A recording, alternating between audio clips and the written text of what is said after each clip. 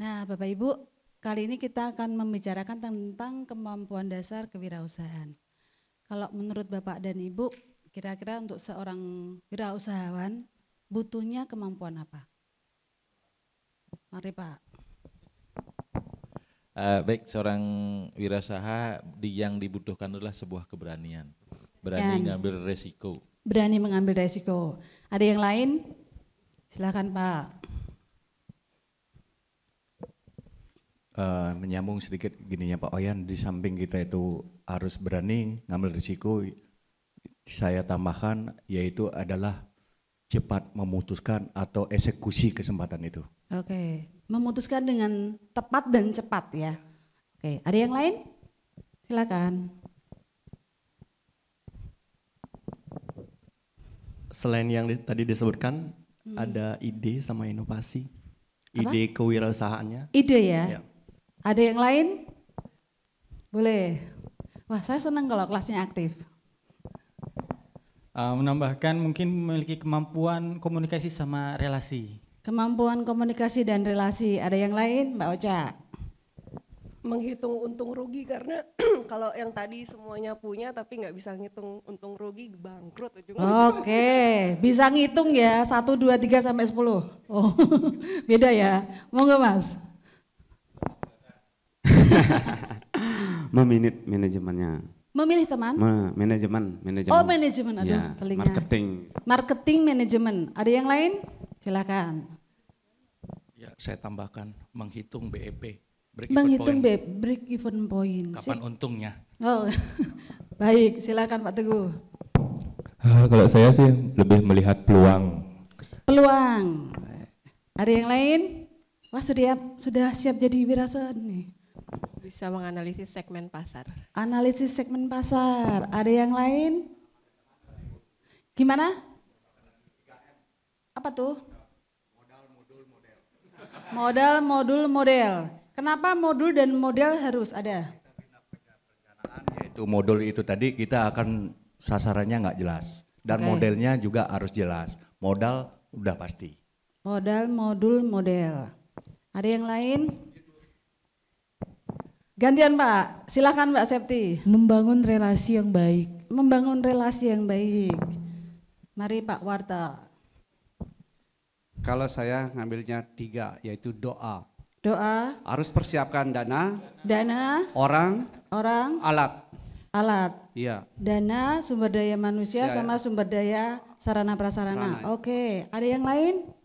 Sudah cukup? Cukup. Oke, sebenarnya Bapak Ibu sebutkan itu sudah ada di sini. Jadi ada 4 kita kelompokkan.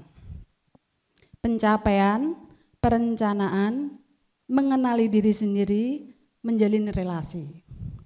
Jadi kalau seseorang itu sudah pencapaian itu berarti dia punya sasaran yang akan dilakukan. Contohnya memiliki impian. Tadi sudah ada mengambil resiko.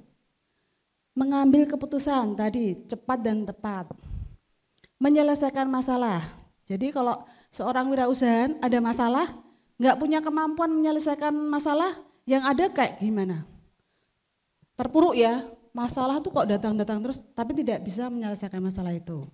Kemudian ketekunan. Kemudian mengenali diri sendiri. Jadi kalau seseorang wirausahawan tidak mengenal kemampuan dirinya seperti apa, memiliki kesadaran mental. Jadi kalau kondisinya lagi emosi, bisa nggak kita memutuskan sesuatu? Nggak bisa ya. Jadi kalau kita memutuskan sesuatu, harus dalam kondisi tenang, baru kita putuskan. Tapi kalau kita sedang emosi, lagi banyak timbunan masalah, terus kita memutuskan, kira-kira keputusannya seperti apa? Ngawur ya. Mungkin tidak menyelesaikan masalah, malah justru menambah masalah. Kemudian pengelolaan diri, itu bagian dari tadi. Bagaimana kita mengelola diri ketika kita emosi, apa yang akan kita lakukan supaya kita tetap tenang, kemudian kita berani memutuskan. Mandiri dan percaya diri. Jadi kalau seorang wirausaha tidak memiliki kemandirian, bergantung dengan orang lain, segala sesuatunya bergantung dengan orang lain, repot. Karena ketika ada masanya kita tidak bisa mengandalkan orang lain, nggak jalan bisnis kita. Kemudian percaya diri, tegas dan berani bersuara. Jadi kalau seorang pemimpin itu nggak berani tegas, anak buahnya lincah-lincuh, nggak enak toh, aduh piye ya ngomongnya ya. Terus pada akhirnya juga nggak akan selesai. Jadi yang ada di sini tuh kemarahan ya nggak selesai. Tapi kalau kita berani menegur dengan ada banyak cara ya supaya orang itu tidak tersinggung dengan teguran kita, itu nanti ada masanya kita akan belajar itu. Berani bersuara. Jadi kalau kita merasa rugi, ya dibicarakan. Gimana caranya supaya kita nggak merasa rugi? Negosiasi, gimana caranya supaya ketemu nih cocoknya gimana?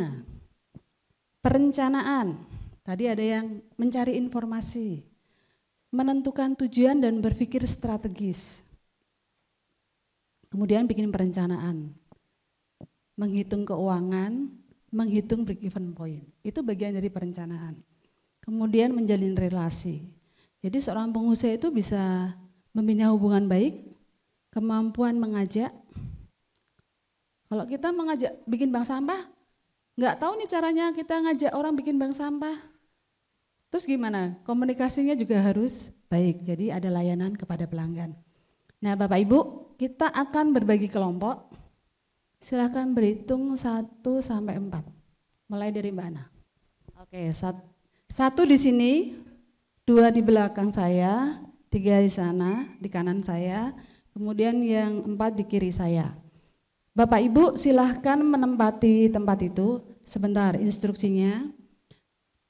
Nah di sini kita ada pencapaian, mengenali diri sendiri, perencanaan dan menjalin relasi. Setiap kelompok silahkan menemukan 1 orang tokoh, misalnya dia memiliki kemampuan pencapaian. Siapa tokoh yang menurut Bapak Ibu memiliki kemampuan sebagai seorang yang memiliki impian, berani mengambil resiko, mengambil keputusan, menyelesaikan masalah, ketekunan. Kira-kira siapa tokoh nasional lah yang Bapak Ibu lihat? Boleh? Ada mau Pak Jokowi berani ngambil resiko? Boleh nggak Bapak? Bapak boleh? Bob Sadino. Jadi dari orang yang kita pilih itu kita melihat bahwa dia punya kemampuan itu. Seperti juga dengan perencanaan, mengendalikan diri dan menjalin relasi. Jadi nanti setiap kelompok mencari 1 orang tokoh, boleh laki-laki, boleh perempuan yang mewakili ciri-ciri itu. Nah Bapak Ibu bisa buka di halaman berapa Mbak? 35. Ya, jadi bisa di kelompok nanti ciri-ciri orang yang seperti itu siapakah yang mewakilinya. Silahkan ke kelompok masing-masing. Ingat ya, 1, 2, 3, 4. Waktunya 5 menit sudah komplit. Bisa tokoh luar, bisa tokoh Indonesia, bisa laki-laki, bisa perempuan. Udah ke sana aja dulu Mas, 3 ke kanan. Ke kanan saya ya.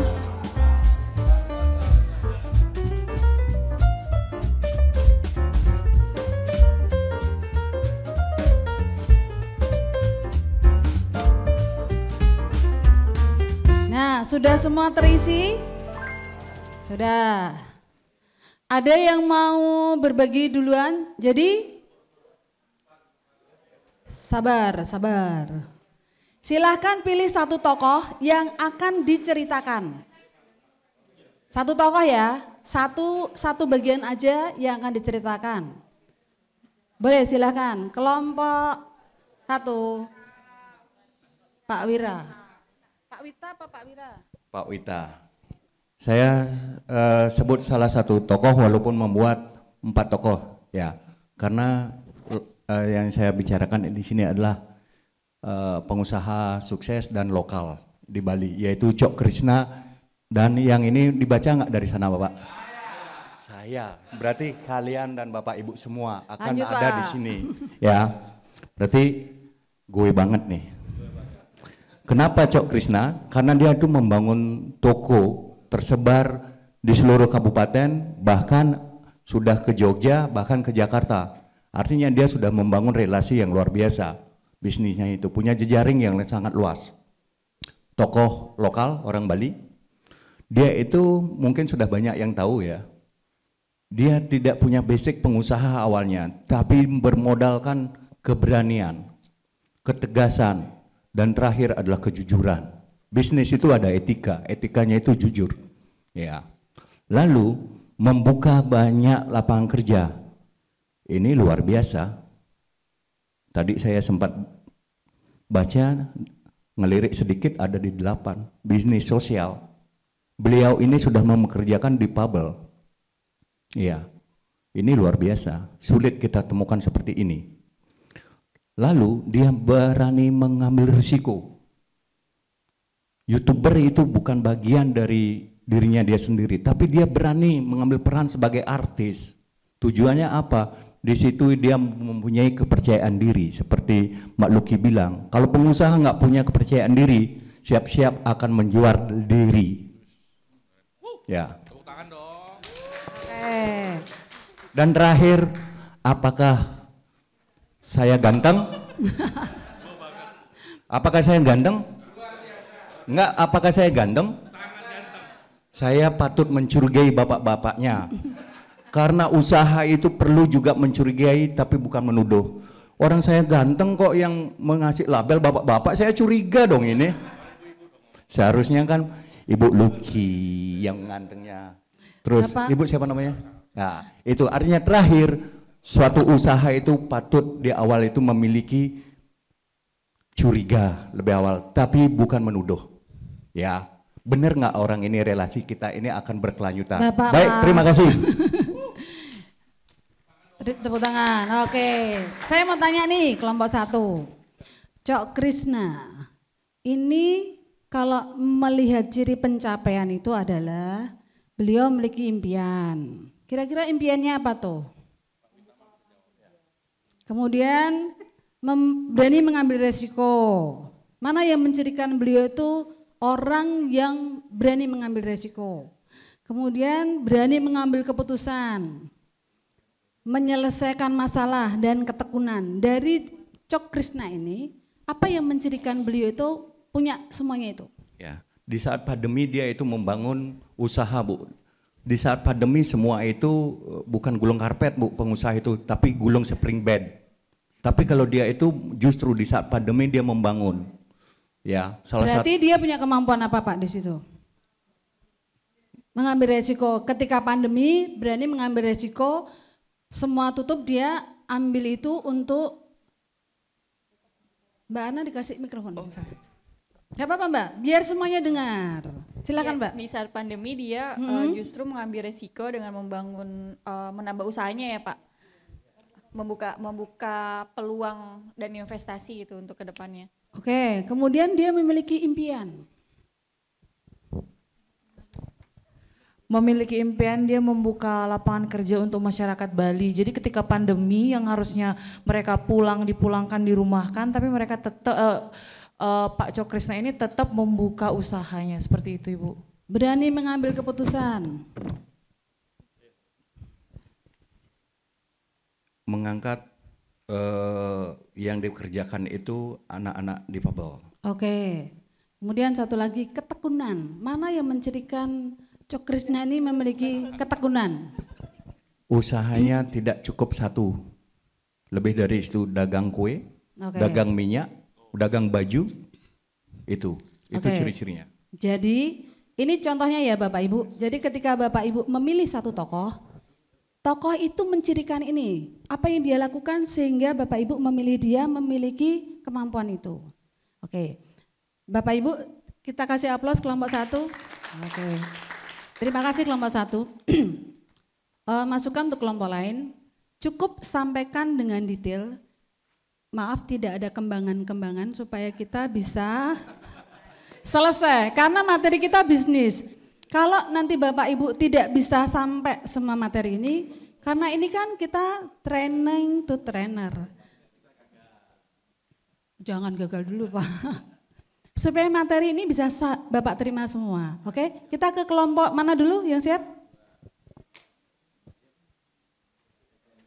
Pilih satu tokoh dan menjelaskan cirinya dengan detail. Cek, baik terima kasih. Langsung saja dari kelompok kami. Nggak kelihatan. Vi, bantu Vi. Jangan Bapak.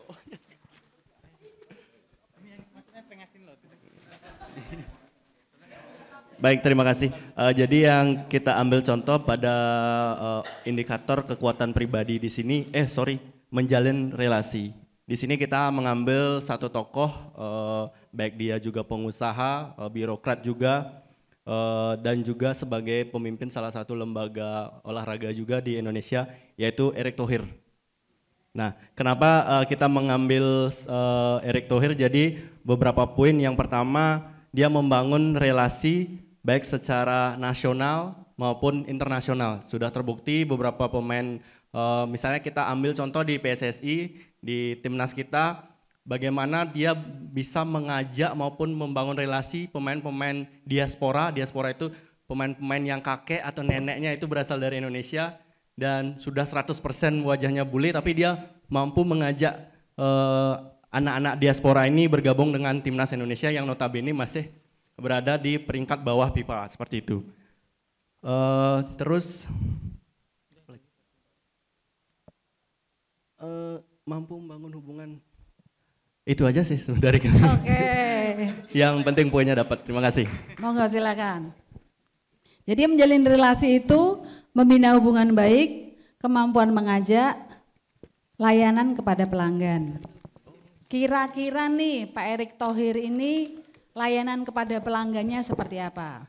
Oke, untuk layanan kepada pelanggan, mungkin kita di sini asumsikan pelanggan itu kita anggap para supporter timnas ya. Jadi kemarin itu ada pembicaraan dari Erick Thohir jika salah satu dari pengurus kita yang bermasalah atau terdapat pelanggaran, para supporter silakan laporkan. Kami akan pecat untuk pengurus kami yang seperti itu, dan udah terbukti kemarin beberapa pengurus dipecat karena ada sponsor yang masuk ke rekening pribadi mereka. Itu aja sih. Terima kasih. Kasih aplaus untuk kelompok 2. Nah, sip gini ya. Silahkan kelompok. Oke, Mas Andi ini. Boleh di sini nggak Bapak?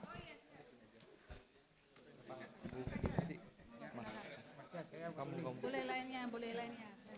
Mas Andi boleh. Oh, aku aja, oke. Mohon diperhatikan, fokus ke kelompok 3. Oke, selamat pagi semuanya. Tetap semangat. Dari kami memilih tentang kekuatan pribadi, yaitu mantan Menteri Kelautan Perikanan, mungkin sudah pada tahu, Ibu Susi Pujiastuti. Beliau ini sangat hebat ya, sebelum saya masuk ke sini, karena dari pendidikannya beliau itu tidak punya pendidikan formal, tapi dia sangat berpengaruh dengan kekuatan pribadi, yaitu tegas dan berani.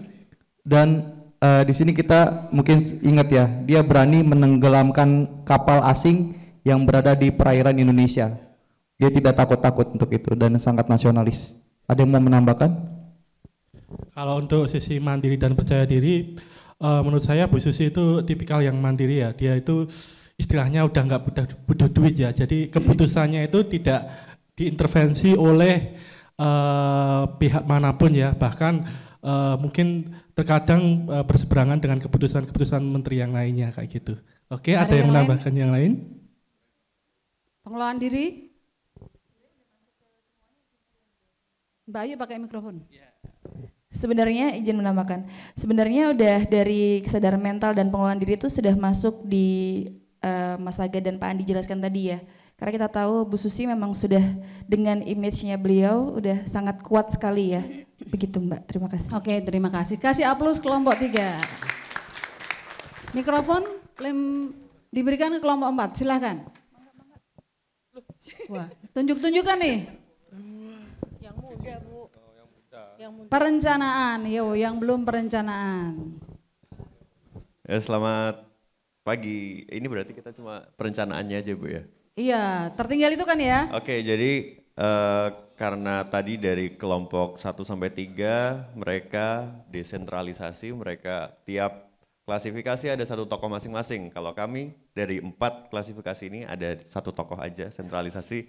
Kami pakai tokohnya Elon Musk. Dan untuk perencanaan, kenapa Elon Musk? Karena secara perencanaan Elon Musk ini dia bisa banyak, ini sebenarnya saling berkaitan. Misalnya dia bisa menjalin relasi dari perencanaannya itu, dia mengambil sektor-sektor yang strategis seperti di sains, di teknologi informatik, kemudian di tokoh-tokoh di tiap negara dia merencanakan untuk mendapatkan relasi yang strategis. Kemudian dalam bisnisnya dia juga dia karena menggunakan hukum dari Amerika, dia bisa menghindari pajak. Itulah kenapa dia bisa menjadi orang terkaya di dunia. Jadi kalau di Amerika hutang itu tidak dikenakan pajak, makanya dia membeli Twitter dengan uang loan, seperti itu contohnya. Kemudian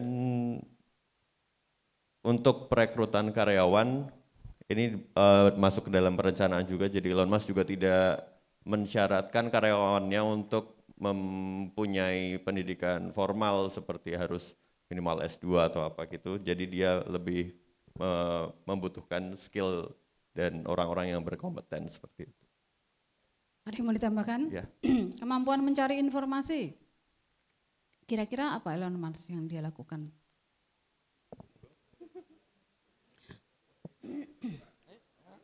Kalau Elon Musk mau tanam saham ke Indonesia, kira-kira dia langsung berangkat gitu atau cari informasi dulu nggak?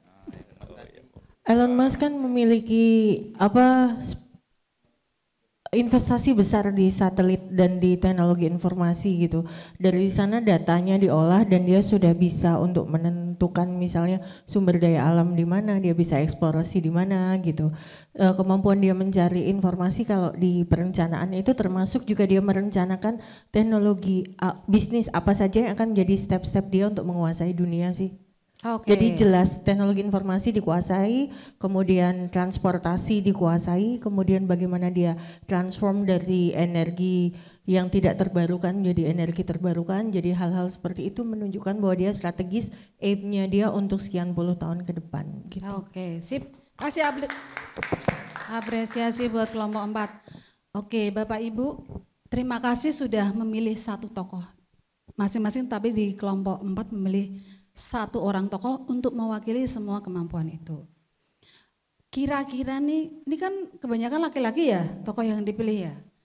Ada nggak perempuan yang juga punya kemampuan itu? Bu Susi, oh iya, terlupakan. Bu Susi Pujiastuti, tadi kemampuan kekuatan diri. Tadi ada juga saya yang melihat ada Bu Sri Mulyani di perencanaan. Jadi menurut Bapak Ibu ini bukan hanya dimiliki tokoh pria saja tapi wanita juga memiliki.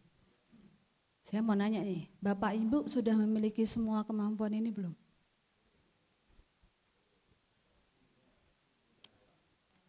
Silakan Pak. Siap. Saya kira teman-teman yang hadir di ruangan ini punya semua kemampuan ini. Tapi kan jelas ada mana yang lebih menonjol. Tapi dalam kesempatan ini, disinilah kita mengasah kemampuan itu agar bisa keluar dari sini mampu memiliki kemampuan secara maksimal. Oke, terima kasih. Jadi kalau Bapak Ibu sudah memiliki tapi kurang terasa, bisa nih punya modal sebagai seorang wirausaha sosial. Kalau menurut Bapak Ibu, kemampuan-kemampuan itu bisa diasah melalui apa? Monggo Pak.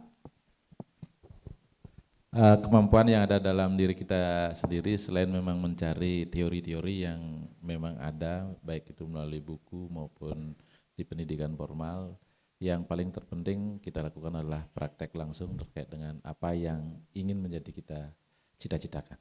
Oke, terima kasih. Bapak Ibu, Mas Andi silakan. Izin menambahkan, mungkin juga kita bisa belajar dari orang lain, mungkin bisa memiliki mentor atau yang lebih senior, bisa berbagi pengalaman. Oke, terima kasih. Nah, Bapak Ibu, di program W ini kami akan memperlengkapi Bapak Ibu dengan cara yang berbeda. Nanti ada hal-hal yang bisa kita kerjakan, mungkin itu belum bisa langsung dipraktekkan ketika Bapak Ibu pulang dari sini. Setidaknya kami akan memberikan pengalaman kepada Bapak Ibu, bagaimana kita bisa meningkatkan kemampuan diri kita sebagai seorang wirausaha untuk menjadi makin terasa. Kita tahu bagaimana cara mengasahnya, bagaimana kita akan menggali diri sendiri makin maksimal, mempotensikan potensi diri kita bisa keluar semua dengan kesempatan-kesempatan yang muncul.